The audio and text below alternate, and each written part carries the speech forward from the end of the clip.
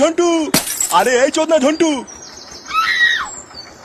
হ্যাঁ হ্যাঁ বাবু, কি হয়েছে কি হয়েছে? লেওড়ার বাল কি হয়েছে মারাচ্ছ? কোথায় ছিলিস তুই? আসলে বাবু কালকে সারা রাত জেগে কাজ করেছি তো, তাই একটু ঘুমিয়ে পড়েছিলাম।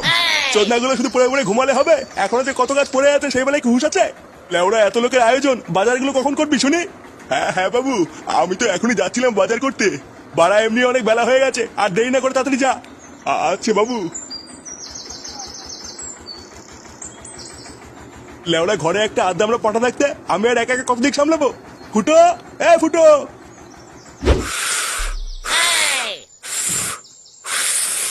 উফ, বাড়া বালের বেলুন ফুলাতে ফুলাতে মুখটা পুরো ব্যথা হয়ে গেল। ফুটো দে, আমি একটু ফুলিয়ে দেই। লেওরা, বেলুন ফুলানোর জন্য না গাড়ি দম থাকা লাগে বুঝলি তো? যেটা বাড়া তোর নেই, তাই বেশি ক্যালক্যাল মারাস না। বেলুন ফুলানোর জন্য গাড়ি দম থাকা লাগে? এ তো বাড়া আগে জানতাম না। ফুটো, এ ফুটো। নে বাড়া, বাবা আবার ডাকছে কেন? যা ফুটো, কাকু ডাকছে শুনে আয়। ধুর লেওরা, বাল যাবে, আমি এমনি খেটে খেটে মরছি।